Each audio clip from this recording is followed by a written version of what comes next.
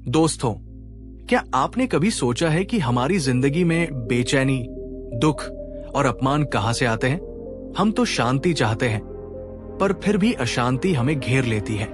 क्यों? शायद इसका जवाब हमारे कदमों में छिपा है। हम कहां जाते हैं, किसके साथ उठते बैठते हैं और किस माहौल में अपनी ऊर्जा खर्च करते हैं, ये सब हमारी मानसिक शांति तय करता है। आज हम कोई कहानी नहीं, बल्कि जीवन का एक ऐसा रहस्य जानने वाले हैं जिसे स्वयं गौतम बुद्ध ने अपने शिष्यों को समझाया था। उन्होंने हमें 10 ऐसी जगहों के बारे में चेतावनी दी थी जहां बिना बुलाए या बिना सोचे समझे जाने वाला व्यक्ति अपनी मानसिक शांति और सम्मान दोनों खो देता है। अगर आप चाहते हैं कि आपकी जिंदगी में सुकून बना रहे और आप बेवजह के दुखों से बचे रहें, तो इस वीडियो को एक सेकंड के लिए भी मिस मत करना। हर एक बात आपकी जिंदगी से जुड़ी है। पहला स्थान जहां तुम्हारा सम्मान नहीं होता। एक बार एक युवा भिक्षु बुद्ध के पास आया। वो बहुत उदास था। उसने कहा, भगवान, मैं हर किसी से प्रेम से मिलता हूं, हर सभा में शामिल होता हूं, हर किसी के घर जाता हूं ताकि कोई मुझे अकेला न समझे, लेकिन फिर भी मुझे महसूस होता है कि लोग मेरी कद्र नहीं करते, मेरा सम्मान नहीं करते। क्या मुझ में कोई कमी है? बुद्ध ने बहुत करुणा से उसकी ओर देखा और मुस्कुराए। उन्होंने कहा, पुत्र, कमी तुम में नहीं है, कमी तुम्हारी पसंद में है। तुम उन जगहों पर जा रहे हो जहां तुम्हारे होने या न होने से किसी को फर्क नहीं पड़ता। फिर उन्होंने अपनी पहली और सबसे महत्वपूर्ण चेतावनी दी, उस स्थान पर कभी मत जाओ जहां तुम्हारे शब्दों का कोई मूल्य न हो, जहां तुम्हारी उपस्थिति को नजरअंदाज किया जाए और जहां तुम्हारी अनुपस्थिति से किसी को कोई फर्क न पड़े। ऐसी जगह पर बार बार जाना अपने ही आत्मसम्मान की हत्या करने जैसा है। सोचिए इस बात की गहराई को। हम अक्सर अपनी कीमत दूसरों की नजरों में ढूंढते हैं। हम चाहते हैं कि लोग हमें पसंद करें, हमें स्वीकार करें, और इस चाहत में हम उन जगहों पर भी जाते रहते हैं जहां हमें अंदर ही अंदर पता होता है कि हमारी कोई कद्र नहीं है। बुद्ध कहते हैं, ये सबसे बड़ी गलती है। तुम्हारी कीमत किसी और के स्वीकार करने से नहीं बढ़ती या घटती, लेकिन जब तुम खुद ऐसी जगह पर जाते हो जहां तुम्हारा अनादर होता है, तो तुम खुद अपनी नजरों में अपनी कीमत गिरा देते हो। दोस्तों, नीचे कमेंट में पूरी ईमानदारी से बताइए, क्या आपके जीवन में कोई ऐसी जगह, कोई ऐसा रिश्ता या दोस्तों का कोई ऐसा समूह है जहां आपको लगता है कि आपका सम्मान नहीं होता, फिर भी आप वहां जाते रहते हैं? अगर हाँ, तो आज से उस जगह से प्रेम पूर्वक दूरी बना लीजिए, क्योंकि आपकी शांति आपके आत्मसम्मान से ही शुरू होती है। दूसरा स्थान जहां सत्य की जगह झूठ का बोलबाला हो। बुद्ध ने कहा था, सत्य ही परम धर्म है। इसलिए उनकी दूसरी चेतावनी थी, उस सभा में कभी मत जाओ जहां झूठ को एक कला की तरह सराहा जाता हो और सच बोलने वाले को मूर्ख समझा जाता हो। ऐसी जगह पर तुम्हारी सच्चाई भी एक मजाक बनकर रह जाएगी और तुम्हारा मन भ्रम और अशांति से भर जाएगा। ऐसी जगह वे होती है जहां लोग अपनी गलतियों को छिपाने के लिए झूठ बोलते हैं, जहां चापलूसी और दिखावे का राज होता है और जहां किसी की ईमानदारी को उसकी कमजोरी माना जाता है। जब आप ऐसी जगह पर बार बार जाते हैं तो 2 बातें होती हैं। या तो आप भी उनकी तरह झूठ बोलना सीख जाते हैं, या फिर आप सच बोलने के कारण अकेले और दुखी हो जाते हैं। दोनों ही स्थितियों में आपकी आत्मा का पतन होता है। बुद्ध का संदेश बहुत स्पष्ट था, जहां सत्य की कोई कद्र न हो, वहां एक सत्यवादी व्यक्ति को या तो मौन हो जाना चाहिए या वहां से दूर चले जाना चाहिए। बहस करने से कोई लाभ नहीं होता। तीसरा स्थान जहां प्रेम नहीं, केवल तुलना होती है। एक बार एक भिक्षु ने बुद्ध से पूछा, भगवान, मैं अपने कुछ पुराने दोस्तों से मिलने गया, लेकिन वहां से लौटने के बाद मेरा मन बहुत बेचैन और दुखी हो गया। ऐसा क्यों? बुद्ध ने पूछा। वहां क्या बातें हो रही थी? भिक्षु ने कहा, बस यही कि कौन किससे ज्यादा सफल है, किसके पास ज्यादा धन है, किसके बच्चे ज्यादा होशियार हैं। तब बुद्ध ने तीसरी चेतावनी दी, उस महफिल में कभी मत जाओ जहां लोगों के बीच प्रेम और सहयोग की नहीं, बल्कि ईर्ष्या और तुलना की भावना हो, जहां हर व्यक्ति खुद को दूसरों से बेहतर साबित करने की दौड़ में लगा हो। वहां आनंद नहीं, केवल अशांति मिलती है। तुलना, बुद्ध ने इसे एक मानसिक रोग कहा था। ये एक ऐसी आग है जो धीरे धीरे तुम्हारी सारी खुशी और संतोष को जलाकर राख कर देती है। जब तुम ऐसी जगह पर जाते हो जहां हर कोई अपनी उपलब्धियों का बखान कर रहा हो, तो तुम अनजाने में ही अपनी जिंदगी को उनकी जिंदगी से तौलने लगते हो, और इस तौल में तुम हमेशा खुद को कम ही पाते हो, क्योंकि अहंकार कभी संतुष्ट नहीं होता। दोस्तों, क्या आपके आसपास भी ऐसे लोग हैं जो हर बात में तुलना करते हैं?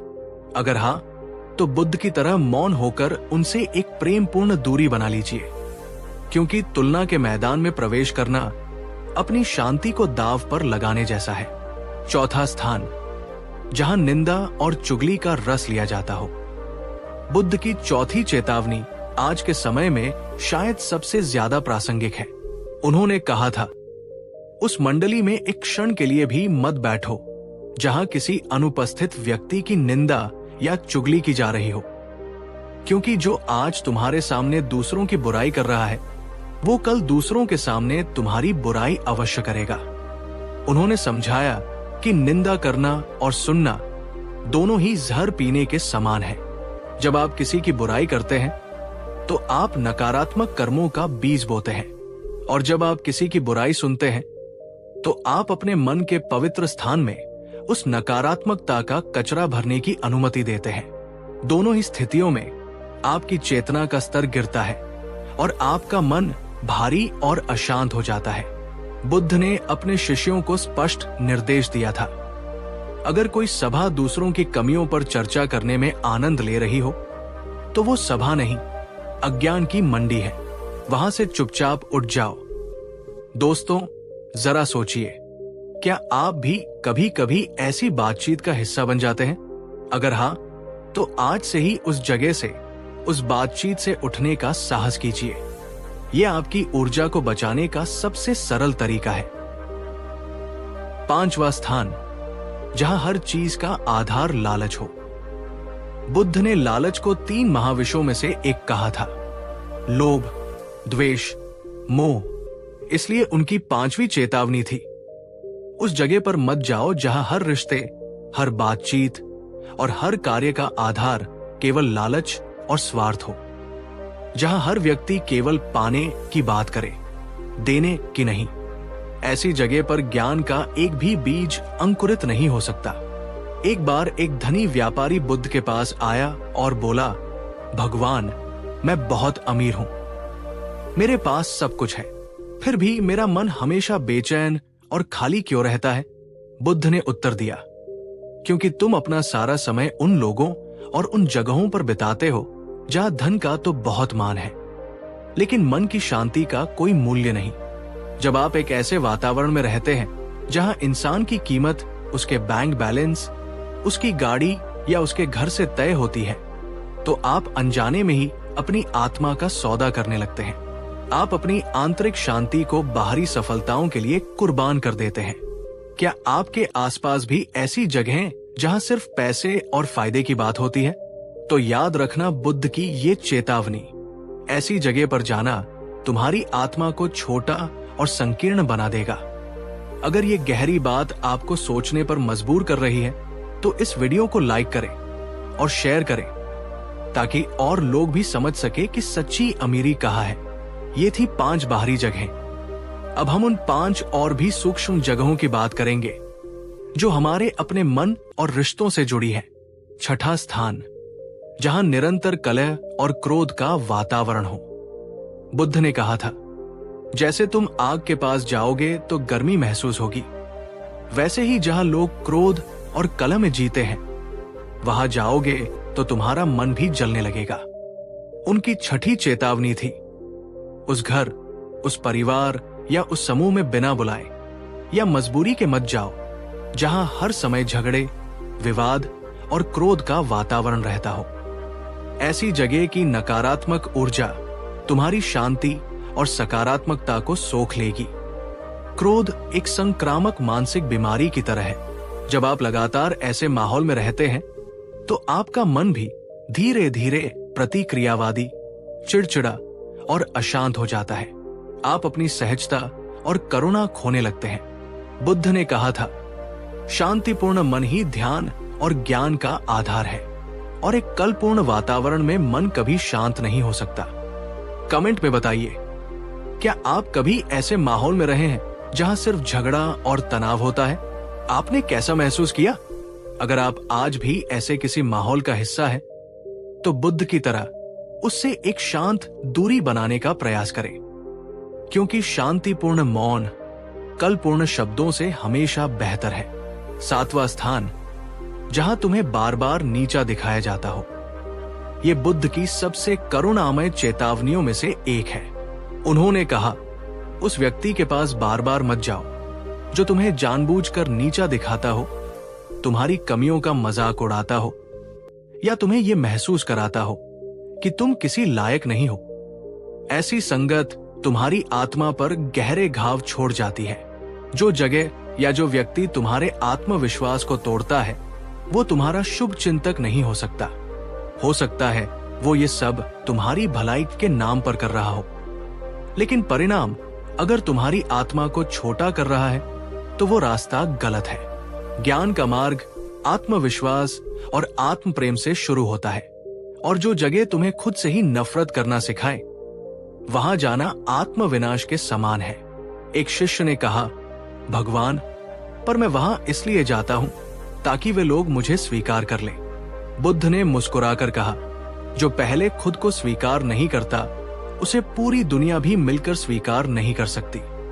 8वां स्थान, जहां तुम्हारा दिल जाने की गवाही न दे। कई बार हम किसी जगह सिर्फ इसलिए चले जाते हैं क्योंकि किसी ने बुला लिया, या ना कहना अशिष्टता लगेगी, या हम किसी को निराश नहीं करना चाहते, लेकिन हमारा दिल, हमारी अंतरात्मा हमें भीतर से कह रही होती है, मत जाओ। बुद्ध ने इस भीतरी आवाज को बहुत महत्व दिया। उनकी 8वीं चेतावनी थी, उस जगह पर कभी मत जाओ जहां जाने के लिए तुम्हारा हृदय गवाही न दे। मजबूरी में या दबाव में कहीं जाना अपने मन की स्वतंत्रता को गिरवी रखने जैसा है। जहां तुम्हारा दिल नहीं है, वहां तुम्हारा होना सिर्फ तुम्हारे शरीर का एक बोझ है। तुम्हारी ऊर्जा वहां नहीं होगी, तुम्हारा आनंद वहां नहीं होगा। ऐसी जगहों से प्रेम पूर्वक ना कहना सीखो, क्योंकि शांति वही है जहां तुम्हारा चयन है, जहां तुम्हारा दिल है, जहां कोई बाहरी दबाव नहीं है। 9वां स्थान, जहां भक्ति नहीं, केवल दिखावा हो। बुद्ध ने बाहरी कर्मकांडों से ज्यादा भीतरी शुद्धि को महत्व दिया। उनकी 9वीं चेतावनी थी, उस धार्मिक स्थल या सभा में मत जाओ जहां भक्ति और शांति की जगह केवल प्रदर्शन और दिखावा हो, जहां लोग ये दिखाने में ज्यादा रुचि रखते हों कि वे कितने धार्मिक हैं, बजाय इसके कि वे सच में कितने शांत हैं। ऐसी जगह तुम्हारी आत्मा को थका देगी। बुद्ध कहते थे, सच्चा मंदिर तुम्हारे भीतर है, सच्ची पूजा तुम्हारे मन की शांति है, सच्ची प्रार्थना तुम्हारी करुणा है। अगर कोई जगह, चाहे वो कितनी भी पवित्र क्यों न कहलाती हो, तुम्हारे मन को शांत करने की बजाय और बेचैन करती है, तो वो तुम्हारे लिए सही जगह नहीं है। भीड़ का हिस्सा मत बनो, अपनी आत्मा की आवाज सुनो। 10वां और अंतिम स्थान, जहां तुम्हें बुलाया ही न गया हो। और अंत में बुद्ध की वो सबसे सरल और सबसे गहरी चेतावनी जो हमारे अहंकार पर सीधी चोट करती है। उस घर, उस महफिल, उस बातचीत में कभी मत जाओ जहां तुम्हें प्रेम पूर्वक बुलाया न गया हो। बिना निमंत्रण के कहीं जाना अपने सम्मान को दाव पर लगाने जैसा है। अगर किसी ने तुम्हें याद नहीं किया, तुम्हें नहीं बुलाया, तो इसका अर्थ है कि उस क्षण उस जगह पर तुम्हारी ऊर्जा की आवश्यकता नहीं है। वहां जबरदस्ती जाकर तुम सम्मान नहीं, बल्कि उपेक्षा या तिरस्कार पाओगे, और ये तिरस्कार तुम्हारी शांति को भंग कर देगा।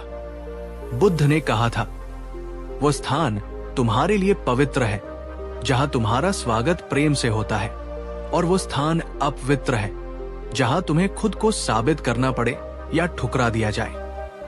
इसलिए जीवन में ये पहचानना सीखो, कहां तुम्हारा दिल शांति और स्वागत महसूस करता है और कहां वो सिकुड़ता और कांपता है। जहां शांति मिले वही तुम्हारा तीर्थ है। तो ये थी बुद्ध की वो 10 चेतावनियां। ये नियम नहीं है, ये सीमाएं हैं, ये आत्म प्रेम का अभ्यास है, ये अपनी ऊर्जा और अपनी शांति की रक्षा करने का विज्ञान है। बुद्ध ने कहा था, शांति तुम्हारे भीतर ही है, लेकिन तुम अक्सर उसे उन जगहों पर जाकर खो देते हो जहां वो कभी थी ही नहीं। आज खुद से एक सवाल पूछो, क्या तुम अब भी उन जगहों पर, उन लोगों के पास जाते हो जहां तुम्हें दर्द और अशांति मिलती है, बस इस डर से कि लोग क्या कहेंगे? अगर हां, तो इस वीडियो के बाद आज अभी खुद से एक वादा करो, मैं अपनी शांति की रक्षा करूंगा। मैं वही जाऊंगा जहां मेरी आत्मा को सुकून मिलता है। नीचे कमेंट में यही संकल्प लिखो, मैं अपनी शांति की रक्षा करूंगा। और अगर बुद्ध की ये बातें आपके दिल को छू गई और आपको लगा कि ये संदेश आज के समय के लिए कितना जरूरी है, तो इस वीडियो को लाइक करो, अपने दोस्तों के साथ शेयर करो, क्योंकि शायद कोई और भी है जो गलत जगहों पर जाकर अपनी शांति खो रहा है। याद रखना, जहां सम्मान न हो वहां मत जाना, जहां सत्य न हो वहां मत ठहरना, जहां प्रेम न हो वहां दिल मत लगाना। क्योंकि बुद्ध ने कहा था, जिस दिन तुमने सही और गलत जगहों का चयन करना सीख लिया, उसी दिन तुमने शांति का आधा मार्ग तय कर लिया। पिछली यात्रा में हमने बुद्ध की उन 10 चेतावनियों को जाना था जो हमें उन बाहरी जगहों से बचाती है जहां हमारी शांति और सम्मान खो सकता है। लेकिन बुद्ध का ज्ञान यही समाप्त नहीं होता। उनकी दृष्टि और भी गहरी है। वो उन सूक्ष्म और अदृश्य जगहों की ओर भी इशारा करती है जहां हम अनजाने में चले जाते हैं और अपनी आत्मा की ऊर्जा को खो देते हैं। आज हम उस यात्रा को और आगे बढ़ाएंगे। आज हम जानेंगे बुद्ध की अगली 10 चेतावनियों के बारे में। ये वो जगहें हैं जो हमारे रिश्तों, हमारे मन और हमारी आदतों में छिपी होती है। तो एक बार फिर अपने मन को शांत करके इस गहरी डुबकी के लिए तैयार हो जाइए। ये सिर्फ जानकारी नहीं, ये आत्मनिरीक्षण का एक अवसर है। चलिए शुरू करने से पहले खुद से एक सवाल पूछते हैं, क्या आपके जीवन में कोई ऐसी आदत या रिश्ता है जिसमें आप जानते हैं कि आपको शांति नहीं मिलती, फिर भी आप उसे छोड़ नहीं पा रहे हैं? अगर हाँ, तो नीचे कमेंट में लिखिए, मैं बदलाव के लिए तैयार हूं। यह आपकी अपनी आत्मा के प्रति एक संकल्प होगा। 11, वो स्थान जहां दूसरों को नीचा दिखाकर मनोरंजन किया जाता है। बुद्ध ने सिखाया कि वाणी का कर्म शरीर के कर्म से भी ज्यादा गहरा होता है। उनकी 11वीं चेतावनी थी, उस सभा में कभी मत जाओ जहां किसी की कमजोरी, किसी की गलती या किसी के शरीर का मजाक उड़ाकर मनोरंजन किया जाता हो। क्योंकि जो आज दूसरों के दर्द पर हंस रहा है वो करुणा के भाव से मीलों दूर है। ऐसी जगह आपकी संवेदनशीलता को मार देती है। शुरू में आपको शायद बुरा लगे, लेकिन धीरे धीरे आप भी उसी क्रूरता के आदी हो जाते हैं। आप दूसरों को सिर्फ मनोरंजन का साधन समझने लगते हैं, एक जीता जागता महसूस करने वाला इंसान नहीं। बुद्ध ने कहा था, सच्चा हास्य वो है जो सबके साथ हंसे, किसी पर नहीं। दोस्तों, क्या आपने कभी महसूस किया है कि कुछ लोग हमेशा किसी की कमी निकालकर या किसी को नीचा दिखाकर ही खुद को बड़ा महसूस करते हैं? अगर हाँ, तो बुद्ध की बात याद रखना, जहां किसी को गिराने की आदत हो वहां आत्मा कभी ऊपर नहीं उठ सकती। अगर आप इस बात से सहमत हैं, तो इस वीडियो को लाइक करें ताकि ये संदेश और लोगों तक पहुंचे। 12, वो स्थान जहां समय की कोई कद्र नहीं होती। बुद्ध ने जीवन के हर क्षण को अनमोल माना। उनकी 12वीं चेतावनी थी, उस व्यक्ति या उस स्थान पर अपना समय व्यर्थ मत करो जहां समय की कोई कद्र न हो, क्योंकि जो तुम्हारे समय का सम्मान नहीं करता वो तुम्हारा भी सम्मान नहीं करता। समय ही जीवन है। जब कोई आपका समय बर्बाद करता है, चाहे वो आपको घंटों इंतजार करवा कर हो या व्यर्थ की बातों में उलझा कर हो, तो वो असल में आपके जीवन का एक हिस्सा चुरा रहा है। बुद्ध ने सिखाया कि जागरूक व्यक्ति अपने हर क्षण का सदुपयोग करता है। वह या तो कुछ सीखता है, या सेवा करता है, या ध्यान करता है, या मौन रहता है। वो समय को मारता नहीं, वो समय को जीता है। तो जहां तुम्हें बार बार इंतजार करवाया जाए, जहां हर बात टाल मटोल में हो, जहां लोग सिर्फ समय बर्बाद करने के लिए मिलते हो, वहां मत ठहरो, क्योंकि वहां जीवन नहीं, केवल जड़ता, स्टैग्नेशन है। 13, वो स्थान जहां तुम्हारी ना का सम्मान न हो। ये बुद्ध की बहुत ही गहरी मनोवैज्ञानिक चेतावनी है। उन्होंने कहा, उस रिश्ते या उस जगह पर मत जाओ जहां तुम्हारी ना का सम्मान नहीं होता, जहां तुम्हारी सीमाओं को बार बार लांघा जाता है और तुम्हें अपनी इच्छा के विरुद्ध कुछ करने के लिए मजबूर किया जाता है। जब कोई आपकी आवाज को नहीं सुनता, तो वो ये कह रहा है कि तुम्हारी भावनाओं, तुम्हारी जरूरतों और तुम्हारी ऊर्जा का मेरे लिए कोई महत्व नहीं है। ऐसी जगह पर रहकर आप धीरे धीरे अपनी आत्मनिर्णय की शक्ति खो देते हैं। आप एक कठपुतली बन जाते हैं जिसकी डोर दूसरों के हाथ में होती है। बुद्ध का पूरा मार्ग आत्मस्वामित्व का मार्ग है। अपनी जिंदगी के मालिक आप खुद है।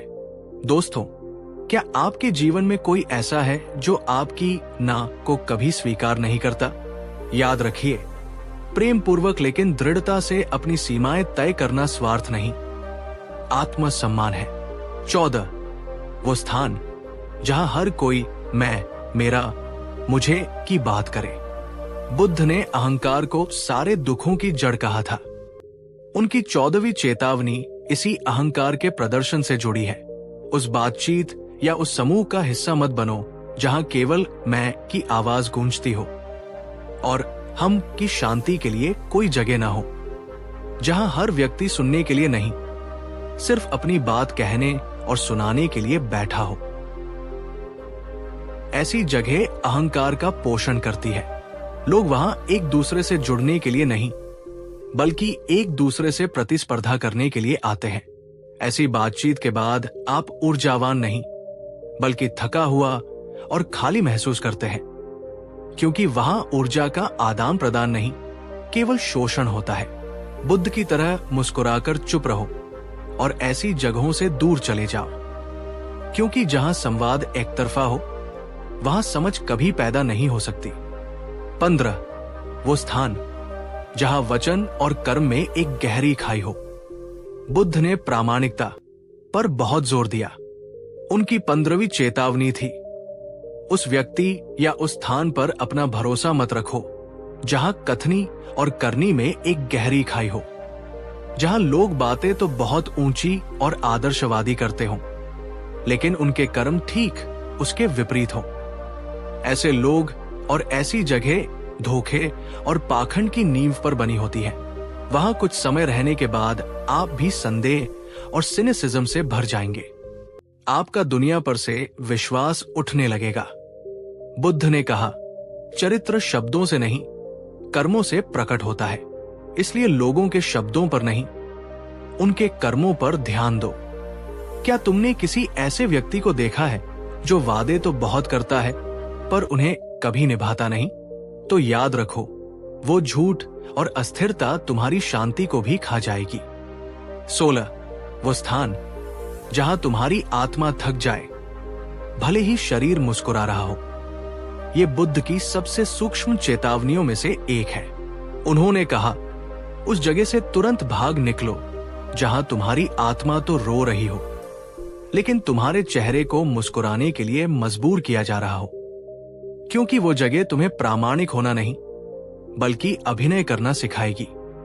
ऐसी जगह बाहर से बहुत आकर्षक, सफल और सुनहरी लग सकती है, लेकिन अंदर से वे खोखली और राख की तरह होती है। जब आप ऐसी जगह पर होते हैं तो आप लगातार एक भूमिका निभा रहे होते हैं, एक मुखौटा पहने रहते हैं और ये अभिनय आपकी आत्मा की सारी ऊर्जा को सोख लेता है। नीचे कमेंट में बताइए, क्या आप कभी किसी ऐसी जगह या स्थिति में रहे हैं जहां आपको मुस्कुराना पड़ा हो जबकि आपका मन रो रहा था? अगर हां, तो बुद्ध का ये वाक्य याद रखना, जहां तुम्हें अपनी सच्ची भावनाओं को छिपाना पड़े, वहां रहना आत्मा की धीमी मृत्यु के समान है। 17 वो स्थान जहां अतीत को बार बार खोदा जाता हो। बुद्ध ने वर्तमान क्षण में जीने पर सबसे ज्यादा जोर दिया, इसलिए उनकी 17वीं चेतावनी थी, उस व्यक्ति या उस समूह के पास मत जाओ जो बार बार तुम्हारे अतीत की गलतियों को खोदकर तुम्हें शर्मिंदा करता हो या अपने ही अतीत के दुखों में डूबा रहता हो और तुम्हें भी उसी में खींचता हो। जो लोग अतीत में जीते हैं वे एक कब्रगाह में रहते हैं।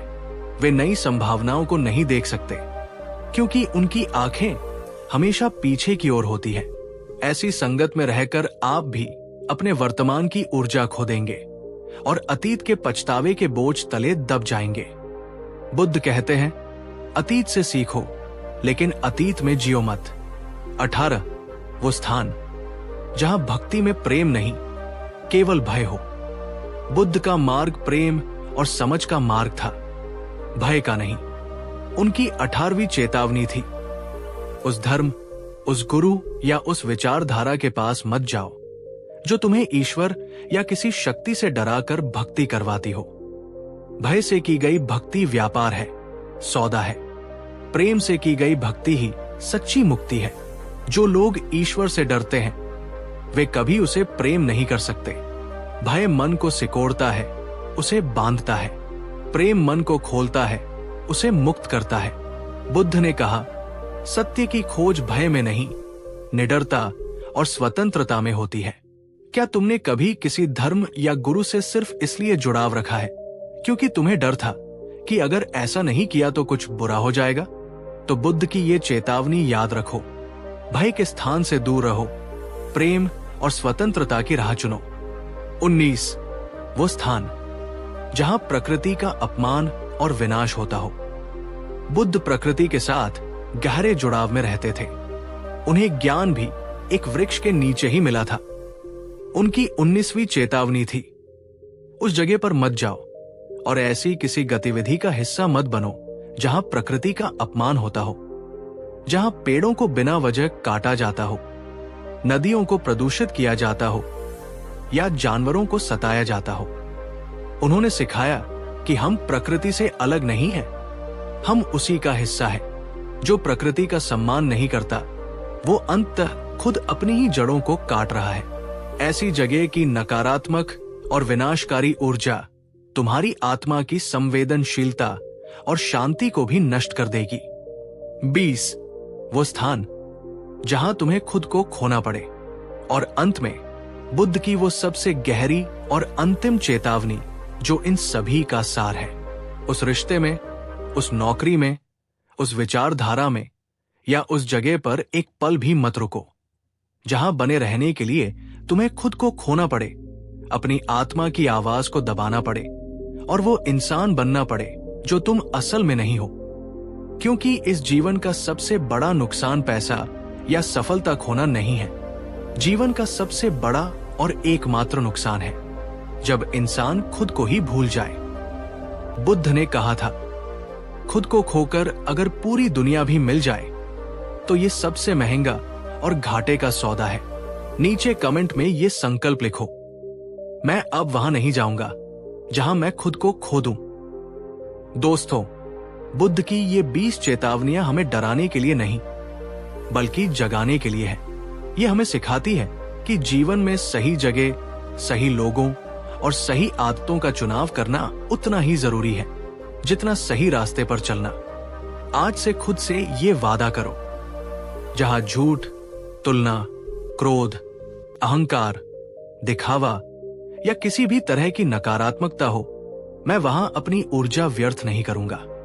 जहां प्रेम हो, सम्मान हो, सत्य हो, शांति हो और जहां मैं खुद बना रह सकूं, वही मेरा घर है, वही मेरा तीर्थ है। याद रखना, तुम्हारी शांति बहुत कीमती है। इसे हर किसी के लिए हर जगह पर दाव पर मत लगाओ। बुद्धिमान बनो, सही का चुनाव करो। कहानी 2। जीवन में कुछ यात्राएं ऐसी होती हैं जिनके लिए हमें कोई निमंत्रण पत्र नहीं मिलता, कोई हमें बुलाता नहीं, कोई हमारा इंतजार नहीं करता। फिर भी उन जगहों पर जाना हमारी आत्मा के विकास के लिए, हमारे जीवन को पूर्ण बनाने के लिए अनिवार्य होता है। गौतम बुद्ध ने अपनी शिक्षाओं में अक्सर कहा, कुछ दरवाजे बाहर से बंद दिखते हैं, लेकिन उनके पीछे ज्ञान का असीम आकाश छिपा होता है। साहस करो और उन दरवाजों को खटखटाओ। दोस्तों, आज हम उन 10 असाधारण जगहों की बात करेंगे जहां गौतम बुद्ध के अनुसार हर उस इंसान को बिना बुलाए, बिना किसी अपेक्षा के जरूर जाना चाहिए, जिसे अपने जीवन में शांति, ज्ञान और एक गहरा उद्देश्य खोजना है। अगर आप इन जगहों पर नहीं गए तो शायद आपका जीवन सफल तो हो जाए, लेकिन अधूरा रह जाएगा। अगर आप भी अपनी आत्मा की इस अनूठी तीर्थ यात्रा के लिए तैयार हैं, तो इस वीडियो को अंत तक बहुत ध्यान से देखिएगा। पहली जगह, अपने माता पिता के पास, जब उन्हें आपकी उम्मीद न हो। बुद्ध ने कहा था, जिसने अपने जीवित माता पिता के हृदय को प्रसन्न नहीं किया, उसने ज्ञान के पहले और सबसे पवित्र मंदिर का द्वार अपने लिए बंद कर लिया है। हम अक्सर अपने माता पिता से मिलने तभी जाते हैं जब कोई त्योहार हो, कोई जरूरत हो, या जब वे हमें बुलाए। लेकिन बुद्ध ने कहा, तब जाओ जब उन्हें तुम्हारी बिल्कुल भी उम्मीद न हो। बिना बुलाए जाओ, क्योंकि वे तुम्हें हर पल, हर सांस में याद करते हैं, भले ही वे कहते न हो। उनके पास जाकर घंटों उपदेश देने की जरूरत नहीं है। सिर्फ 5 मिनट उनके पास चुपचाप बैठना, उनके झुर्रियों से भरे हाथों को अपने हाथों में लेना, उनकी आंखों में झांककर बिना कुछ कहे ये जताना कि आप मेरे लिए महत्वपूर्ण हैं। बुद्ध कहते हैं, ये किसी भी ध्यान से, किसी भी प्रार्थना से बढ़कर है। एक सवाल खुद से पूछिए, आखिरी बार कब आपने बिना किसी वजह के, बिना बुलाए, अपने माता पिता के पास जाकर बस इतना कहा था, मैं बस आपको देखने आया था। अगर बहुत समय हो गया है तो इस वीडियो के बाद आज ही उन्हें एक फोन जरूर करना, या अगर संभव हो तो उनसे मिलने चले जाना। दूसरी जगह, किसी भूखे या जरूरतमंद के द्वार पर। गौतम बुद्ध जब अपने शिष्यों के साथ भिक्षा के लिए निकलते थे तो वे अक्सर उन घरों को चुनते थे जो सबसे गरीब होते थे। एक दिन आनंद ने पूछा, भगवान, हम अमीर सेठों के घर क्यों नहीं जाते? वे हमें ज्यादा दान दे सकते हैं। बुद्ध ने मुस्कुराकर कहा, आनंद, भिक्षा लेना मेरा उद्देश्य नहीं है। मेरा उद्देश्य है उस व्यक्ति को देने का सुख देना जिसके पास देने के लिए कुछ भी नहीं है। जब एक गरीब अपने हिस्से की एक रोटी भी देता है तो वो सम्राटों से भी बड़ा दानी बन जाता है। बुद्ध की दूसरी शिक्षा है, बिना बुलाए किसी गरीब के द्वार पर जाओ, किसी भूखे के पास जाओ और उसे भोजन दो, लेकिन दया की भावना से नहीं, कृतज्ञता की भावना से। इस भाव से कि उसने तुम्हें सेवा करने का, अपने भीतर की करुणा को जगाने का अवसर दिया। एक सवाल आपसे, क्या आपने कभी किसी अनजान की मदद की है, बिना कोई तस्वीर खींचे, बिना किसी को बताए? गुप्त दान। बुद्ध ने इसे सबसे शुद्ध कर्म कहा था। इस हफ्ते एक बार ऐसा करके देखिए, आप पाएंगे कि देने से जो शांति मिलती है वो पाने से कभी नहीं मिल सकती। तीसरी जगह, किसी शांत मंदिर, मस्जिद, चर्च या गुरुद्वारे में, जब वहां कोई न हो। बुद्ध ने कहा था, पूजा स्थल तुम्हें नहीं बुलाएंगे, लेकिन वहां की शांति हमेशा तुम्हारा इंतजार करेगी। हम अक्सर पूजा स्थलों पर तब जाते हैं जब वहां भीड़ होती है, जब कोई उत्सव होता है, लेकिन बुद्ध कहते हैं तब जाओ जब वहां कोई न हो, जब वो स्थान पूरी तरह से शांत और मौन हो। वो सिर्फ पूजा का स्थान नहीं है, वो स्वयं से मिलने की जगह है। जब जीवन में बेचैनी बढ़े, जब मन हजारों विचारों में उलझ जाए, तो किसी भी ऐसे शांत स्थान पर चले जाओ, बिना किसी निमंत्रण, बिना किसी कारण के। वहां जाकर कुछ मांगो मत, बस बैठ जाओ और सुनो अपने ही मन के शोर के पीछे छिपे हुए गहरे मौन को। वो मौन ही ईश्वर की भाषा है। इस वीडियो को लाइक करो अगर तुम्हें भी कभी किसी शांत पवित्र स्थान पर बैठकर असीम सुकून मिला हो, और कमेंट में लिखो शांति अगर तुम उस अनुभव को महसूस कर चुके हो। चौथी जगह, किसी बीमार या अकेले बुजुर्ग के पास। बुद्ध अपनी यात्राओं में अक्सर बीमारों और वृद्धों की झोपड़ियों में बिना बुलाए चले जाते थे। वे कहते थे, जो बीमार है वो हमें शरीर की नश्वरता का पाठ पढ़ाता है, और जो वृद्ध है वो हमें जीवन के अनुभव का सार देता है। बिना बुलाए किसी बीमार या अकेले बुजुर्ग के पास जाना, उन्हें अपना थोड़ा सा समय देना, उनकी कहानियों को, उनके डरों को सुनना, ये हमारे अंदर करुणा और कृतज्ञता को जगाता है। एक बार एक युवा भिक्षु ने पूछा, भगवान, किसी बीमार से मिलने जाने से हमें क्या मिलता है? बुद्ध ने कहा, तुम्हें ये गहरी समझ मिलती है कि जिस स्वास्थ्य और यौवन पर तुम आज इतना गर्व कर रहे हो वो हमेशा नहीं रहेगा। ये तुम्हें वर्तमान क्षण के लिए आभारी बनाता है। एक सवाल, क्या आपने कभी किसी ऐसे वृद्ध या बीमार व्यक्ति से मिलने का निर्णय लिया है जिनसे आपका कोई रिश्ता नहीं है? अगर नहीं तो कभी किसी अस्पताल या वृद्धाश्रम में जाओ और बस एक मुस्कान या कुछ मीठे शब्द बांटाओ। शायद आपकी छोटी सी भेंट किसी के अकेलेपन का सबसे बड़ा सहारा बन जाए। पांचवी जगह, एक श्मशान या कब्रिस्तान। ये सुनकर बहुत से लोग असहज हो सकते हैं, लेकिन बुद्ध ने अपने भिक्षुओं को विशेष रूप से श्मशान में जाकर ध्यान करने का निर्देश दिया था। उन्होंने कहा था, जो मृत्यु के सत्य से आंखें चुराता है वो जीवन के सत्य को कभी नहीं समझ सकता। श्मशान में जाना भयभीत करने के लिए नहीं है, बल्कि जागरूक करने के लिए है। ये तुम्हें जोर जोर से याद दिलाता है कि तुम्हारी सारी चिंताएं, तुम्हारा सारा अहंकार, तुम्हारी सारी योजनाएं, सब कुछ एक दिन इसी राख के ढेर में बदल जाना है। ये अहंकार को तोड़ने का सबसे शक्तिशाली उपाय है। ये हमें सिखाता है कि हमारे पास जो कुछ भी है वो सिर्फ ये पल है। कमेंट में लिखिए, क्या आप कभी श्मशान या कब्रिस्तान गए हैं और वहां की शांति में अपने जीवन की व्यर्थता का बोध किया है? छठी जगह, घनी प्रकृति के बीच, जहां कोई इंसानी शोर न हो। बुद्ध को ज्ञान किसी महल या आश्रम में नहीं, एक वृक्ष के नीचे मिला था, क्योंकि पेड़, हवा, नदी, पहाड़, ये सब हमारे सबसे बड़े और मौन गुरु हैं। वे हमें बिना कुछ कहे सब कुछ सिखाते हैं। बिना किसी योजना के, बिना बुलाए, किसी जंगल में, नदी किनारे या किसी पहाड़ पर अकेले चले जाओ। फोन को बंद कर दो और बस वहां मौजूद रहो। हवा को सुनो, पत्तों को देखो, मिट्टी को महसूस करो। वहां जो गहरी शांति और जुड़ाव तुम महसूस करोगे वो किसी किताब या उपदेश में नहीं मिलेगा। इस वीडियो को लाइक करो अगर तुम्हें भी कभी प्रकृति के बीच जाकर अपनी आत्मा का सुकून महसूस हुआ है। सातवीं जगह, अपने ही भीतर, जब तुम अकेले हो।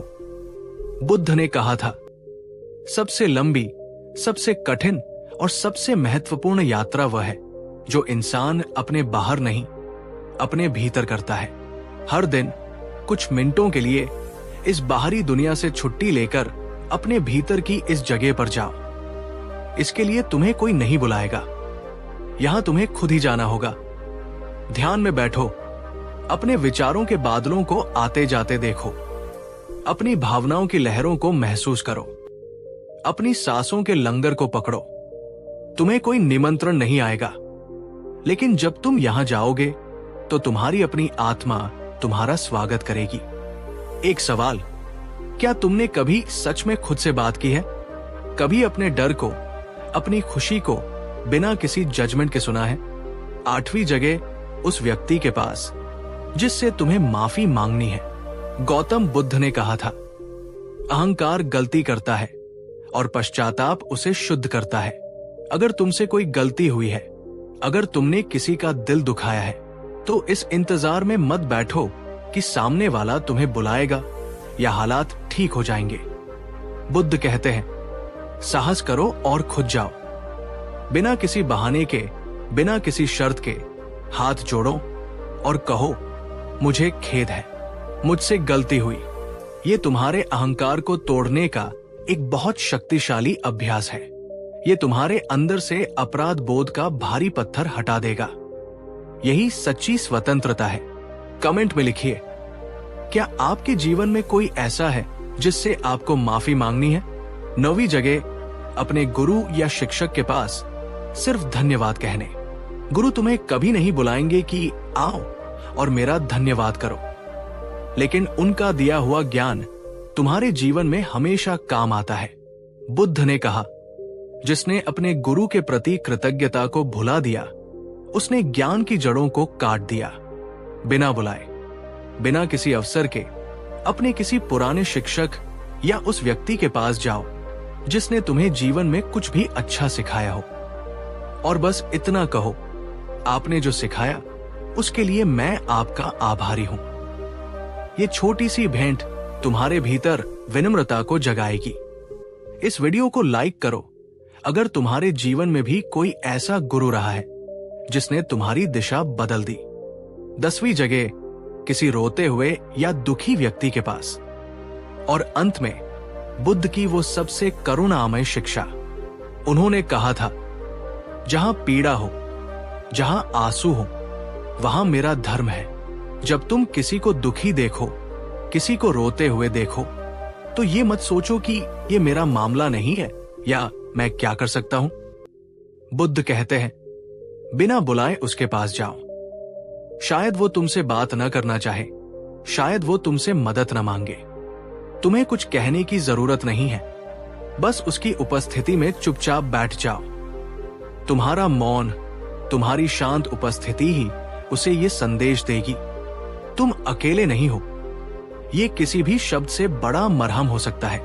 एक सवाल, क्या तुम किसी रोते हुए व्यक्ति के पास कभी सिर्फ चुपचाप बैठने का साहस कर पाए हो? तो दोस्तों, ये थी वो 10 जगह जहां बुद्ध ने हमें बिना निमंत्रण के जाने के लिए कहा।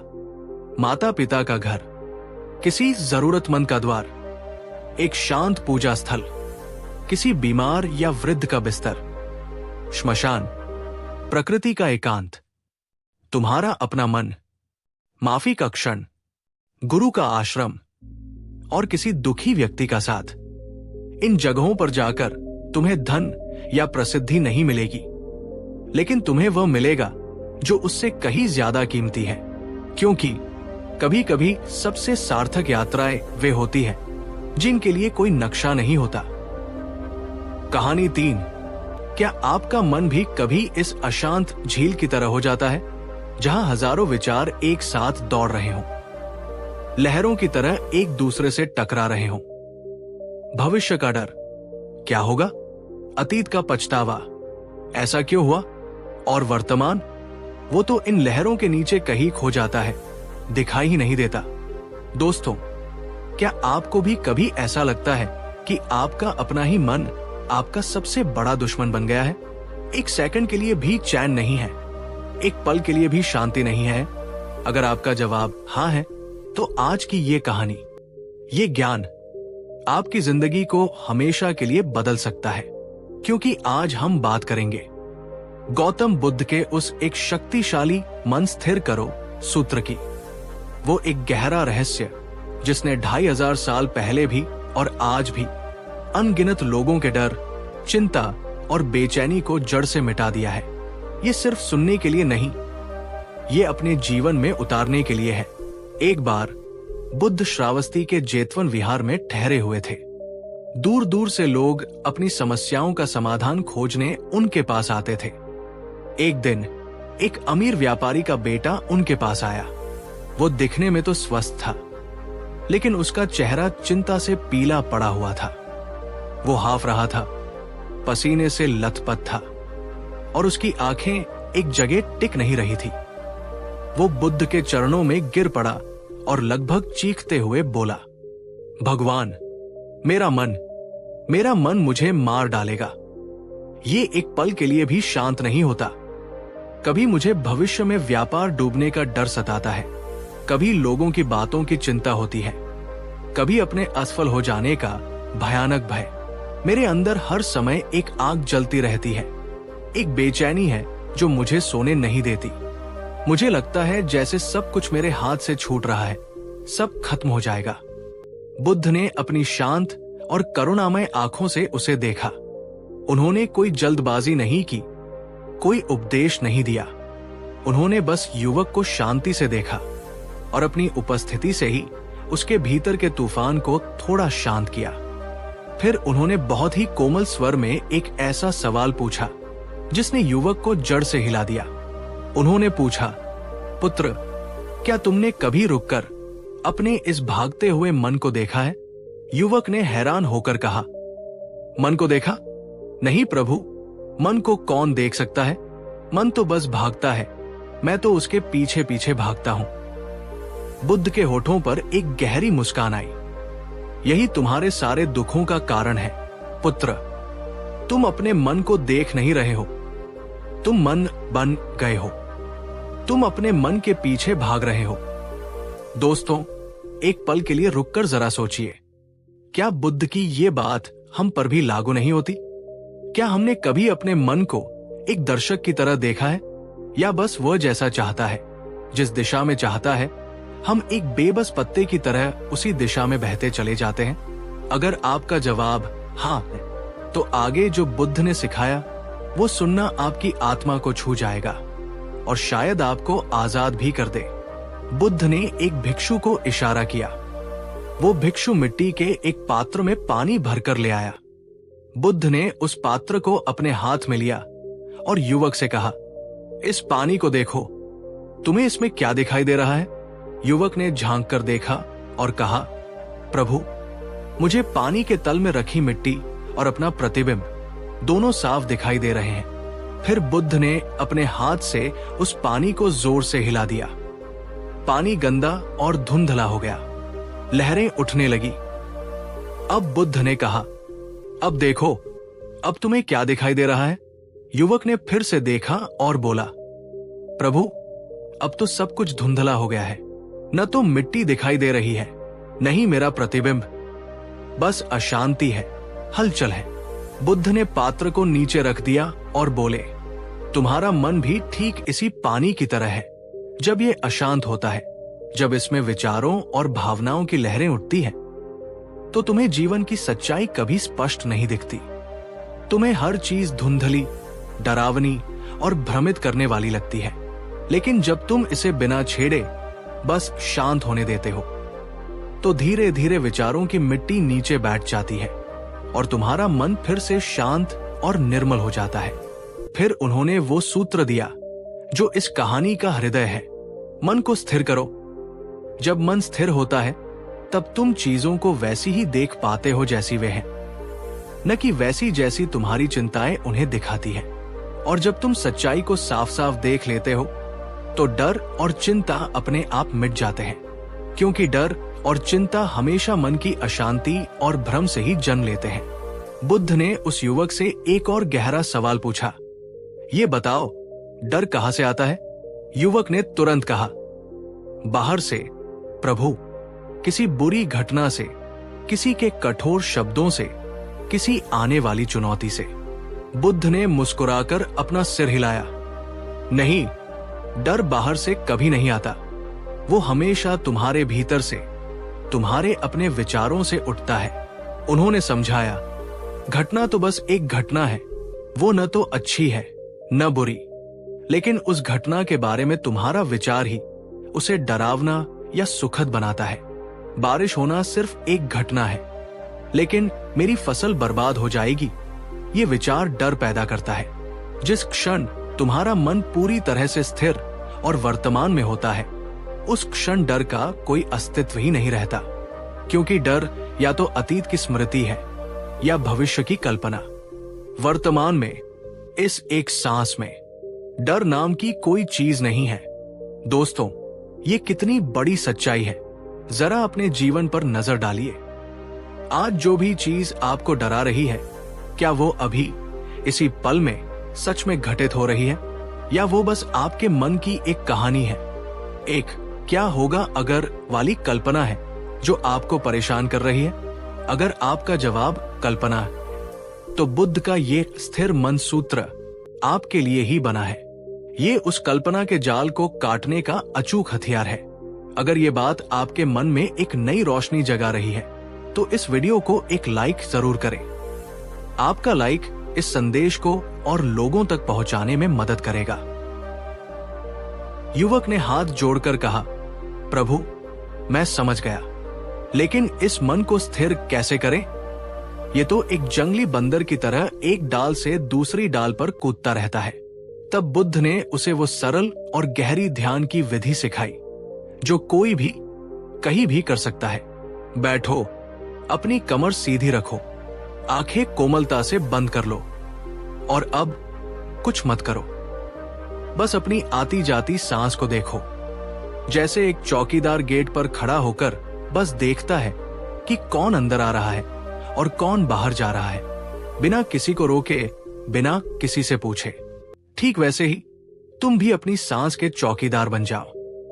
सांस अंदर जाए, उसे जानो, सांस बाहर आए, उसे जानो। कुछ बदलो मत, सांस को लंबा या छोटा करने की कोशिश मत करो, बस जैसी है वैसी देखो। शुरुआत में युवक के लिए यह बहुत कठिन था। उसका मन 1000 बार भटका, विचार दौड़ते रहे, मुझे घर जाना है, मेरा व्यापार कैसा होगा, क्या ये करने से सच में कुछ होगा? लेकिन बुद्ध ने पहले ही चेताया था, मन का भटकना उसका स्वभाव है, उससे लड़ो मत। जब भी तुम्हें पता चले कि मन भटक गया है, तो खुद को कोसो मत। बस एक मां की तरह जो अपने भटके हुए बच्चे का हाथ पकड़कर प्यार से उसे वापस घर ले आती है, वैसे ही अपने ध्यान को वापस अपनी सांस पर ले आओ। चाहे 1000 बार भटके, 1000 बार वापस लाओ। धीरे धीरे अभ्यास करते करते युवक ने महसूस किया कि विचारों के आने जाने की गति कम हो रही है, उनके बीच का खालीपन बढ़ रहा है, उसका मन शांत हो रहा है। और फिर एक क्षण ऐसा आया जब उसके भीतर विचारों का कोई शोर नहीं था, सिर्फ एक गहरी असीम शांति थी। उसने आंखें खोली, उसकी आंखों में आंसू थे, लेकिन ये बेचैनी के नहीं, कृतज्ञता के थे। वो बोला, प्रभु, मेरे भीतर एक शांत झील है, मुझे तो पता ही नहीं था। अब तक मैं सिर्फ सतह के तूफान को ही सच मान रहा था। बुद्ध ने कहा, यही है स्थिर मन। जब तुम इस झील तक पहुंचना सीख जाते हो, तब बाहर के तूफान तुम्हें छू नहीं पाते। बुद्ध ने अब उसे अंतिम और सबसे गहरा रहस्य बताया। डर, चिंता, बेचैनी, ये सब तुम्हें तब तक ही सता सकते हैं जब तक तुम अपने विचारों को मैं और मेरा मानकर उनसे चिपक जाते हो। जब तुम्हारे मन में विचार आता है, मैं असफल हो जाऊंगा, तो तुम उस विचार को सच मान लेते हो और दुखी हो जाते हो। लेकिन जब तुम साक्षी बनना सीख जाते हो, तो तुम देखते हो कि ये तो बस एक विचार है, ये मैं नहीं हूं। ये तो बस एक बादल है जो मेरे मन के आकाश से गुजर रहा है। उन्होंने कहा, तुम सूरज हो, बादल नहीं। तुम आकाश हो, विचार नहीं। तुम शांत झील हो, लहरें नहीं। दोस्तों, क्या आपने कभी महसूस किया है कि आपके एक नकारात्मक विचार ने आपका पूरा दिन बर्बाद कर दिया? नीचे कमेंट में जरूर लिखिए। आपके जीवन का सबसे बड़ा डर या चिंता क्या है, और क्या आप आज से उसे सिर्फ एक विचार की तरह, एक बादल की तरह देखने को तैयार हैं? अगर हाँ, तो आप मुक्ति की ओर पहला कदम बढ़ा रहे हैं। बुद्ध ने उस युवक को अपनी अंतिम और सबसे शक्तिशाली बात कही। जिस व्यक्ति का अपने मन पर अधिकार हो जाता है, उसे दुनिया की कोई भी बाहरी शक्ति हरा नहीं सकती, क्योंकि जो स्वयं पर जीत हासिल कर लेता है, वो संसार के हर भय और हर दुख पर विजय पा लेता है। ये सुनकर युवक की आंखों में एक नई चमक थी। वो बुद्ध के चरणों में झुका और बोला, भगवान, मैं जीवन भर अपने मन को नियंत्रित करने, उसे दबाने की कोशिश करता रहा, लेकिन आज मैंने आपसे सबसे बड़ी बात सीखी, मन को नियंत्रित नहीं करना है, उसे बस प्रेम से, जागरूकता से देखना है। बुद्ध ने कहा, बिल्कुल सही। नियंत्रण में हमेशा संघर्ष और तनाव होता है। देखने में, साक्षी भाव में गहरी शांति और स्वतंत्रता है। दोस्तों, यही है बुद्ध का स्थिर मन सूत्र का सार। साक्षी बनो और मन को बहने दो। जब तुम अपने मन से लड़ना बंद कर देते हो तो मन तुम्हारा दुश्मन नहीं, तुम्हारा सबसे अच्छा मित्र बन जाता है। अब जरा सोचिए, जब भी अगली बार आप तनाव में हो, डर से भरे हो या बेचैनी महसूस कर रहे हो, तो आपको क्या करना है? बस कुछ मिनटों के लिए जहां है वहीं रुक जाए। आंखें बंद करें या खुली रखें और बस अपनी सांस को देखना शुरू कर दें। अपने विचारों को बादलों की तरह आते जाते देखें। उनमें उलझे नहीं, उन्हें कोई नाम न दे। बस एक शांत, तटस्थ दर्शक बने रहें। धीरे धीरे आप देखेंगे कि डर की पकड़ ढीली हो रही है, चिंता की लहरें शांत हो रही है और आपके भीतर एक ठंडा, निर्मल और शांत सागर है जिसका नाम है शांति। बुद्ध ने कहा था, अपने मन को साधो, उसे स्थिर करो, क्योंकि जब मन स्थिर होता है तो ये धरती ही तुम्हारे लिए स्वर्ग बन जाती है। उन्होंने कहा, जो अपने भीतर की शांति को खोज लेता है उसे बाहर की दुनिया का कोई भी शोर परेशान नहीं कर सकता। दोस्तों, ये जीवन की सबसे बड़ी और सबसे सरल सच्चाई है। सब कुछ मन से ही शुरू होता है और मन पर ही खत्म होता है।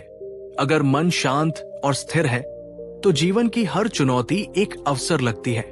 अगर मन अशांत है तो स्वर्ग भी नरक जैसा लगता है। इसलिए बुद्ध ने एक ही बात पर सबसे ज्यादा जोर दिया, पहले अपने मन को स्थिर करो, बाकी सब कुछ अपने आप स्थिर हो जाएगा। अगर आपको भी लगता है कि आज की इस भागदौड़ भरी जिंदगी में डर, तनाव और बेचैनी बहुत ज्यादा बढ़ गई है, तो बुद्ध का ये कालातीत सूत्र आज से ही अपनाइए। देखो, लेकिन उसमें उलझो मत। हर सुबह उठने के बाद और हर रात सोने से पहले सिर्फ 5 मिनट अपनी सांस को देखने का अभ्यास करें और सिर्फ कुछ ही दिनों में आप अपने भीतर एक अद्भुत बदलाव महसूस करेंगे। आपके अंदर जो शांति जन्म लेगी वो दुनिया की कोई भी चीज आपको नहीं दे सकती, क्योंकि जैसा बुद्ध ने कहा था, शांति का एक दीपक हजारों बुझे हुए दीपकों को जला सकता है और उसकी अपनी रोशनी कभी कम नहीं होती। आप भी किसी के जीवन में वो दीपक बनिए। कहानी 4।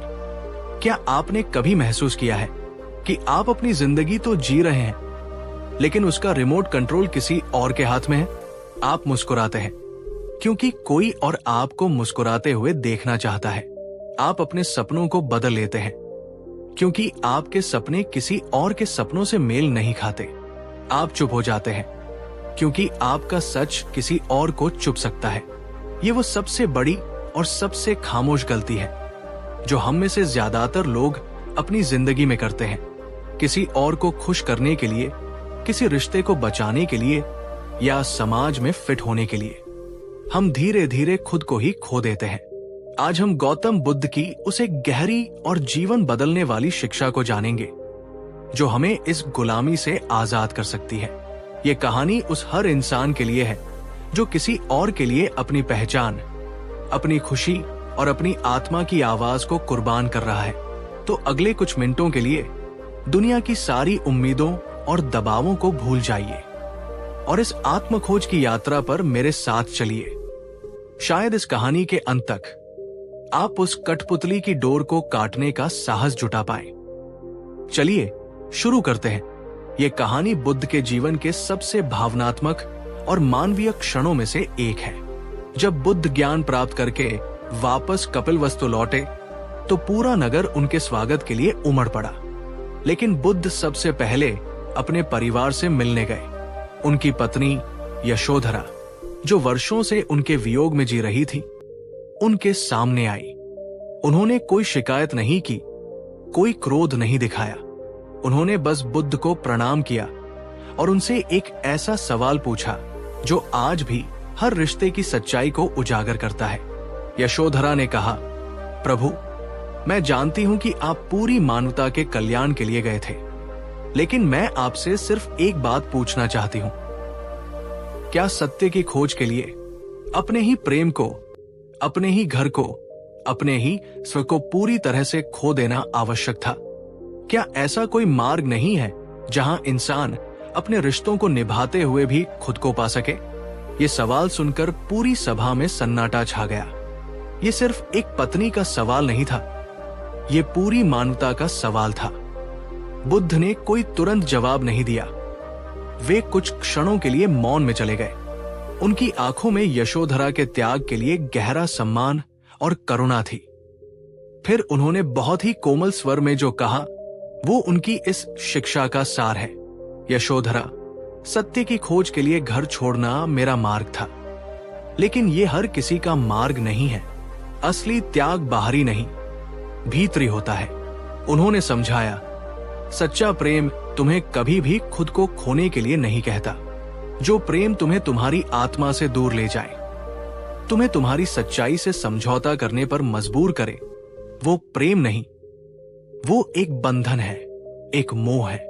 बुद्ध ने अक्सर अपने शिष्यों को समझाया कि इंसान दूसरों के लिए खुद को क्यों खो देता है। इसके पीछे 3 गहरे मनोवैज्ञानिक कारण होते हैं। पहला कारण, अकेलेपन का डर। हम सबको स्वीकार्यता चाहिए। हम चाहते हैं कि लोग हमें पसंद करें, हमें प्रेम करें, और इस चाहत में हम अपनी असलियत को छिपा लेते हैं। हम वैसा ही व्यवहार करने लगते हैं जैसा सामने वाला चाहता है, क्योंकि हमें डर होता है कि अगर हमने अपना असली रूप दिखाया तो शायद वे हमें छोड़कर चले जाएंगे। दूसरा कारण, टकराव से डर। हम शांति प्रिय लोग हैं। हम बहस, झगड़े और टकराव से बचना चाहते हैं। इसलिए जब हमारी राय किसी और से अलग होती है तो हम अक्सर चुप हो जाते हैं। हम अपनी सच्चाई को सिर्फ इसलिए दबा देते हैं ताकि रिश्ते में शांति बनी रहे, लेकिन ये एक झूठी शांति होती है जिसकी कीमत हम अपनी आत्मा की घुटन से चुकाते हैं। तीसरा और सबसे गहरा कारण, आत्ममूल्य की कमी। जब तुम खुद अपनी कीमत नहीं जानते, जब तुम खुद से प्रेम नहीं करते, तो तुम अपनी खुशी और अपने मूल्य का प्रमाण दूसरों की आंखों में खोजने लगते हो। तुम सोचते हो, अगर वो मुझसे खुश है तभी मैं काबिल हूं। अगर समाज मुझे स्वीकार करता है तभी मेरा कोई मूल्य है। ये निर्भरता ही तुम्हें दूसरों का गुलाम बना देती है। फिर बुद्ध ने इस गुलामी से आजाद होने का मार्ग बताया। सबसे पहले खुद से प्रेम करना सीखो। सबसे पहले खुद का सम्मान करना सीखो। जो व्यक्ति खुद के साथ एक गहरा और प्रेमपूर्ण रिश्ता बना लेता है, उसे बाहर किसी की स्वीकृति की भीख नहीं मांगनी पड़ती। ये कितनी बड़ी बात है। हम जिसे स्वार्थ कहते हैं, बुद्ध उसे आत्म प्रेम, सेल्फ लव कह रहे हैं। ये वो नींव है जिसके बिना कोई भी स्वस्थ रिश्ता या सच्ची खुशी टिक नहीं सकती। दोस्तों, क्या आप भी इनमें से किसी एक डर के कारण खुद को खो रहे हैं? अगर हाँ, तो ये स्वीकार करने में कोई शर्म नहीं है। अगर बुद्ध की ये बात आपको अपनी कीमत पहचानने में मदद कर रही है, तो इस वीडियो को एक लाइक जरूर करें। तो ये आत्म प्रेम कैसे विकसित किया जाए? ये खुद को खोने से कैसे बचा जाए? बुद्ध ने इसके लिए कोई जटिल साधना नहीं बताई। उन्होंने 3 बहुत ही व्यावहारिक कदम बताए जिन्हें हम आज अपनी जिंदगी में उतार सकते हैं। पहला कदम, एकांत के साथ सहज हो जाओ। हर दिन कुछ समय सिर्फ अपने साथ बिताओ। बिना किसी फोन के, बिना किसी किताब के, बिना किसी मनोरंजन के। बस चुपचाप बैठो और खुद को महसूस करो। शुरू में ये बहुत असहज लगेगा क्योंकि हम अकेलेपन से भागने के आदी हैं। लेकिन जैसे जैसे तुम अपने साथ बैठना सीखोगे, तुम पाओगे कि तुम्हारी खुशी के लिए तुम्हें किसी और की जरूरत नहीं है। तुम अपने आप में पूर्ण हो। दूसरा कदम, प्रेम पूर्वक ना कहना सीखो। अपनी सीमाओं को पहचानो और उनका सम्मान करो। हर किसी को खुश करना तुम्हारा काम नहीं है। जब कोई तुमसे कुछ ऐसा करने को कहे जो तुम्हारी आत्मा को स्वीकार नहीं है, तो विनम्रता से लेकिन दृढ़ता से ना कहना सीखो। सच्ची दोस्ती या सच्चा प्रेम तुम्हारी ना का सम्मान करेगा, और जो नहीं करता वो तुम्हारे जीवन में रहने के योग्य नहीं है। तीसरा और सबसे महत्वपूर्ण कदम, अपनी खुशी की जिम्मेदारी खुद लो। ये उम्मीद करना बंद कर दो कि कोई और आएगा और तुम्हें खुश करेगा। तुम्हारा पार्टनर, तुम्हारे दोस्त, तुम्हारा परिवार, वे तुम्हारी यात्रा में साथी हो सकते हैं, लेकिन वे तुम्हारी खुशी का स्रोत नहीं हो सकते। खुशी एक भीतरी काम है। अपनी रुचियों को खोजो, अपने जुनून को जियो, उन कामों को करो जिनसे तुम्हारी आत्मा को पोषण मिलता हो, भले ही उसमें तुम्हारा साथ देने वाला कोई ना हो। बुद्ध ने अंत में कहा, जब तुम कमल की तरह अपने ही कीचड़ से पोषण लेकर खिलना सीख जाते हो, तो तुम्हें इस बात से फर्क पड़ना बंद हो जाता है कि कोई तुम्हारी प्रशंसा कर रहा है या नहीं। तुम अपनी ही सुंदरता में खिलते हो। दोस्तों, ये शिक्षा हमें रिश्ते तोड़ने के लिए नहीं, बल्कि उन्हें और ज्यादा स्वस्थ और प्रामाणिक बनाने के लिए प्रेरित करती है। अपने रोमांटिक रिश्ते में क्या आप अपने पार्टनर की पसंद के अनुसार अपने कपड़े, अपने दोस्त या अपनी आदतें बदल रहे हैं? प्यार का मतलब खुद को मिटाना नहीं, बल्कि एक दूसरे के साथ खिलना है। एक स्वस्थ रिश्ते में दो लोग एक दूसरे को वैसे ही स्वीकार करते हैं जैसे वे हैं। अपने दोस्तों के बीच क्या आप सिर्फ इसलिए किसी गलत बात पर हंसते हैं या किसी गलत काम में शामिल होते हैं क्योंकि आप ग्रुप से बाहर नहीं होना चाहते? सच्चे दोस्त तुम्हें तुम्हारी सच्चाई के साथ अपनाते हैं। अपने परिवार में क्या आप अपने माता पिता के सपनों को पूरा करने के लिए अपने सपनों का गला घोंट रहे हैं? उनका सम्मान करो, उनकी सुनो, लेकिन अंत में अपनी जिंदगी की बागडोर अपने हाथ में लो। तुम्हारी खुशी ही उनके लिए सबसे बड़ा उपहार होगी। याद रखना, तुम किसी के लिए एक विकल्प, ऑप्शन हो सकते हो, लेकिन तुम खुद के लिए एक प्राथमिकता, प्रायोरिटी हो। क्या आप आज से खुद को प्राथमिकता देने का संकल्प लेते हैं? नीचे कमेंट में लिखिए, मैं खुद को चुनता हूं। ये एक शक्तिशाली एफर्मेशन है जो आपके आत्म मूल्य को बढ़ाएगा। जब बुद्ध ने यशोधरा को यह समझाया कि सच्चा प्रेम बंधन नहीं, मुक्ति है, तो यशोधरा की आंखों में एक नई चमक आ गई। उन्हें समझ आया कि सिद्धार्थ ने उन्हें नहीं छोड़ा था, उन्होंने तो बस उस भूमिका को छोड़ा था जो समाज ने उन पर थोपी थी। उन्हें समझ आया कि बुद्ध बनने के बाद सिद्धार्थ का प्रेम किसी एक व्यक्ति के लिए नहीं, बल्कि पूरी सृष्टि के लिए हो गया था। और यशोधरा ने भी अपने भीतर की उसी क्षमता को पहचाना। उन्होंने अपने सारे दुखों और शिकायतों को त्याग दिया और वे खुद भी ज्ञान के मार्ग पर चलकर एक महान भिक्षुणी बनी। उन्होंने खुद को किसी की पत्नी या मां की पहचान में कैद नहीं रखा। उन्होंने अपनी स्वयं की पहचान को खोजा। उन्होंने बुद्ध के बिना जीना नहीं सीखा, उन्होंने खुद के साथ जीना सीखा। और यही इस कहानी का सबसे सुंदर संदेश है। तो दोस्तों, बुद्ध का वो जीवन बदलने वाला संदेश क्या था? वो संदेश था, अप दीपो भव, अपना दीपक स्वयं बनो। किसी और की रोशनी में चमकने की कोशिश मत करो। किसी और की परछाई बनकर मत जियो। किसी और के सपनों का बोझ मत उठाओ। तुम इस ब्रह्मांड की एक अनूठी और अद्भुत रचना हो।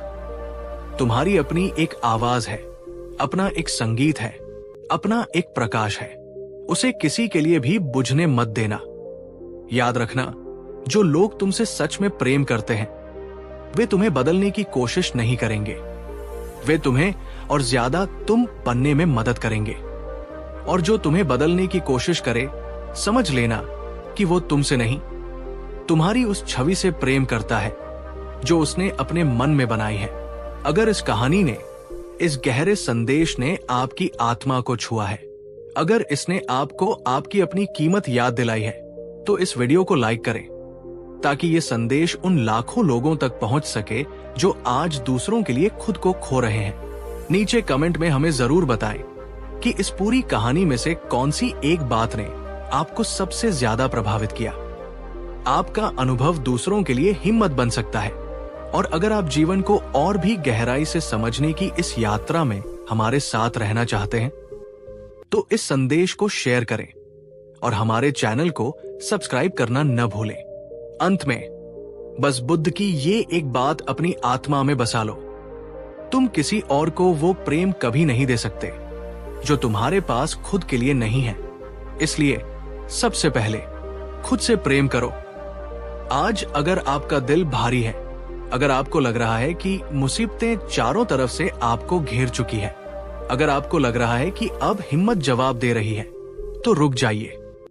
ये कहानी आपके लिए है। ये कहानी है उस किसान की जो अपनी जिंदगी का सबसे बुरा दौर देख रहा था, और फिर उसकी मुलाकात हुई गौतम बुद्ध से। उस दिन बुद्ध ने उसे जो 3 बातें बताई, उन्होंने न सिर्फ उस किसान की बल्कि हर उस इंसान की जिंदगी बदल दी जो बुरे वक्त से लड़ रहा है। अगर आप चाहते हैं कि आपके अंदर का डर हमेशा के लिए खत्म हो जाए, तो इस कहानी का एक एक शब्द ध्यान से सुनिएगा। ये कहानी नहीं, ये बुरे वक्त से लड़ने का वो मंत्र है जो आज आपके बहुत काम आने वाला है। एक समय की बात है, मगध राज्य के पास एक छोटे से गांव में एक किसान रहता था जिसका नाम था धर्मपाल। धर्मपाल बहुत मेहनती और नेक इंसान था। उसके पास थोड़ी सी जमीन थी जिस पर वो दिन रात मेहनत करके अपने परिवार का पेट पालता था। उसकी जिंदगी सादा थी पर खुशियों से भरी थी। लेकिन फिर वक्त ने करवट ली। पहले गांव में भयंकर सूखा पड़ा। आसमान ने जैसे पानी बरसाना ही बंद कर दिया। धरती फट गई, फसलें पीली पड़कर सूख गई। धर्मपाल ने अपनी सारी जमा पूंजी लगाकर जो बीज बोए थे, वे मिट्टी में ही मर गए। उसके परिवार पर भूखमरी का संकट छा गया। अभी वो इस सदमे से उबरा भी नहीं था कि एक रात उसके घर में डाकू घुस आए। उन्होंने उसका बचा खुचा अनाज और जो थोड़े बहुत गहने उसकी पत्नी के पास थे, सब लूट लिया। विरोध करने पर उन्होंने धर्मपाल को इतना मारा कि कई दिनों तक वो बिस्तर से उठ नहीं पाया। और जब उसे लगा कि अब इससे बुरा और क्या हो सकता है, तो उसकी एकमात्र संतान, उसका प्यारा सा बेटा, एक गंभीर बीमारी की चपेट में आ गया। गांव के वैद्य ने जवाब दे दिया था। अब धर्मपाल पूरी तरह टूट चुका था। उसकी आंखों से आंसू भी सूख गए थे।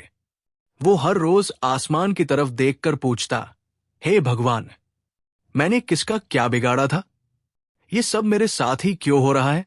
उसकी मेहनत, उसकी ईमानदारी, उसकी आस्था, सब कुछ उसे अब एक धोखा लगने लगा था। उसे लगने लगा कि दुनिया में अच्छाई की कोई कीमत नहीं है। वो इतना निराश हो गया कि उसने अपनी जिंदगी खत्म करने का फैसला कर लिया। एक दोपहर जब सब सो रहे थे, वो चुपचाप घर से निकला और उस ऊंची पहाड़ी की ओर चल पड़ा, जहां से कूदकर वो अपने सारे दुखों का अंत कर देना चाहता था। वो पहाड़ी की चोटी पर पहुंचा। नीचे गहरी खाई थी। उसकी आंखों के सामने अपने बेटे का बीमार चेहरा, अपनी पत्नी की सूनी आंखें और अपने सूखे खेत घूम रहे थे। उसने अपनी आंखें बंद की और जैसे ही वो छलांग लगाने वाला था, उसे अपने कंधे पर एक बहुत ही नरम और शांत स्पर्श महसूस हुआ। उसने पलटकर देखा। उसके पीछे एक तेजस्वी सन्यासी खड़े थे, जिनके चेहरे पर असीम शांति और करुणा थी। वो कोई और नहीं, स्वयं गौतम बुद्ध थे, जो अपने शिष्यों के साथ उसी रास्ते से गुजर रहे थे। बुद्ध ने बड़े ही प्रेम से पूछा, पुत्र, ये तुम क्या करने जा रहे हो? ये जीवन बहुत अनमोल है, इसे ऐसे व्यर्थ क्यों कर रहे हो? धर्मपाल फूट फूट कर रो पड़ा। उसने अपनी सारी दर्द भरी कहानी बुद्ध को सुना दी। उसने कहा, भगवान, अब मेरे पास जीने की कोई वजह नहीं बची है। मेरा बुरा वक्त मेरा पीछा ही नहीं छोड़ रहा। मैं हार गया हूं। बुद्ध चुपचाप उसकी सारी बातें सुनते रहे। जब धर्मपाल शांत हुआ तो बुद्ध ने कहा, धर्मपाल, मैं तुम्हें रोकूंगा नहीं। अगर तुम्हें लगता है कि मृत्यु ही तुम्हारे दुखों का अंत है, तो तुम आजाद हो। लेकिन जाने से पहले मैं चाहता हूं कि तुम मेरे लिए एक छोटा सा काम करो। धर्मपाल ने हैरानी से पूछा, क्या काम? बुद्ध ने पास में ही उगे एक जंगली पौधे की ओर इशारा किया। उस पौधे में सुंदर लाल रंग के फूल खिले थे। बुद्ध ने कहा, उस पौधे से मेरे लिए एक फूल तोड़ लाओ। धर्मपाल को यह बहुत अजीब लगा, लेकिन वो मना नहीं कर सका। वो उस पौधे के पास गया और जैसे ही उसने फूल तोड़ने के लिए हाथ बढ़ाया, पौधे के कांटे उसके हाथ में चुभ गए। आह! उसके मुंह से निकला। खून की एक बूंद उसके हाथ से टपक पड़ी, लेकिन उसने हिम्मत नहीं हारी और सावधानी से एक सुंदर सा फूल तोड़कर बुद्ध के पास ले आया। बुद्ध ने फूल हाथ में लिया और मुस्कुराए। बहुत अच्छे, अब मेरा दूसरा काम करो। उन्होंने पास पड़े एक बड़े से पत्थर की ओर इशारा किया और कहा, इस पत्थर को उठाकर उस पेड़ के नीचे रख दो। वो पत्थर बहुत भारी था। धर्मपाल ने अपनी पूरी ताकत लगाई। उसका शरीर पसीने से भीग गया, उसकी सांसें फूल गई। लेकिन कई कोशिशों के बाद आखिरकार उसने उस पत्थर को उठाकर पेड़ के नीचे रख ही दिया। वो थककर जमीन पर बैठ गया। अब बुद्ध धर्मपाल के पास आए और उसके बगल में बैठ गए। उन्होंने कहा, धर्मपाल, तुम्हारे बुरे वक्त का जवाब इन्हीं 2 कामों में छिपा है। मैं तुम्हें 3 सच बताने जा रहा हूं, इन्हें ध्यान से सुनना। बुद्ध ने कहा, तुमने देखा, उस सुंदर फूल को पाने के लिए तुम्हें कांटों का दर्द सहना पड़ा। जीवन भी बिल्कुल ऐसा ही है। सुख और दुख एक ही पौधे की 2 शाखाएं हैं। तुम सिर्फ फूल की उम्मीद नहीं कर सकते और कांटों से बच नहीं सकते। बुरा वक्त उन कांटों की तरह है जो हमें यह सिखाने आता है कि सुख कितना कीमती है। जब तुम्हारे जीवन में सब कुछ अच्छा था, तब तुमने शायद उन खुशियों की उतनी कीमत नहीं समझी।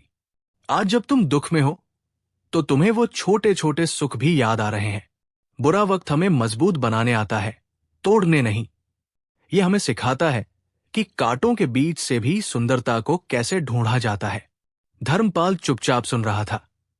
बुद्ध की बातों में एक अजीब सी शांति थी जो उसके दिल में उतर रही थी।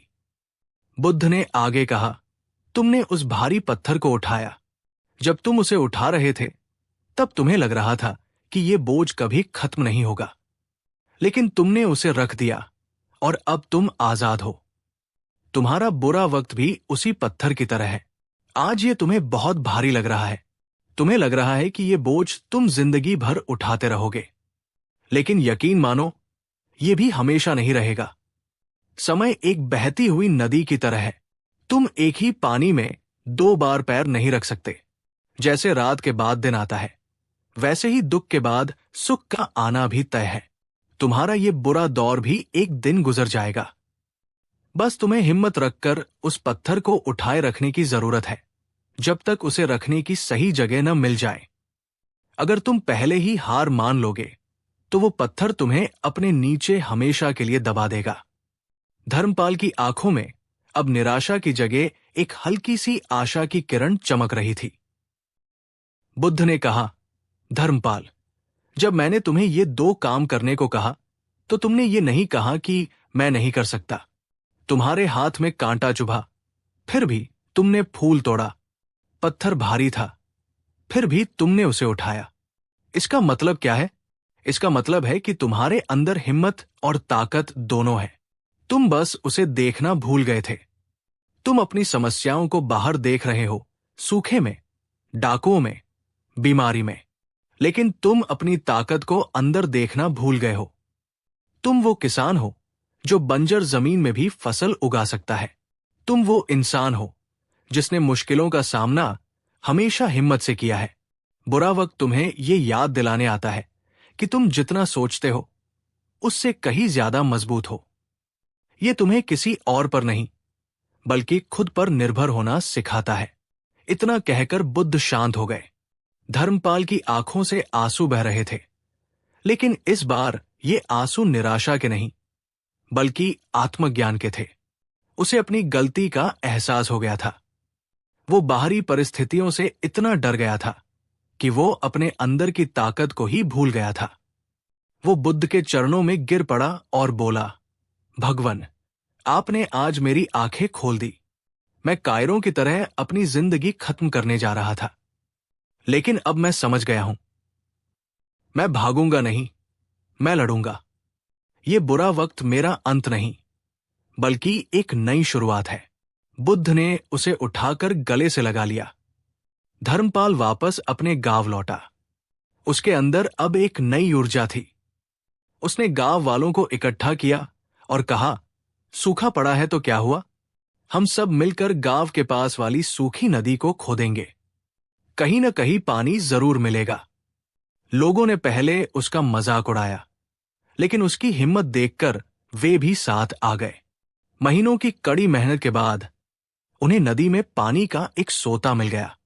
गांव में पानी आ गया। उसने हिम्मत नहीं हारी और अपनी पत्नी के साथ मिलकर फिर से अपने खेत पर काम शुरू किया। उसने अपने बेटे की सेवा की और नई जड़ी बूटियों की खोज की।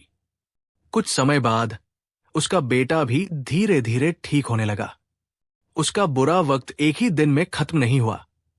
उसे बहुत संघर्ष करना पड़ा, लेकिन अब वो हर मुश्किल का सामना एक नई सोच के साथ करता था। वो जानता था कि ये सिर्फ एक दौर है जो गुजर जाएगा। तो दोस्तों, धर्मपाल की ये कहानी हमें क्या सिखाती है? ये सिखाती है कि बुरा वक्त हम सबकी जिंदगी में आता है।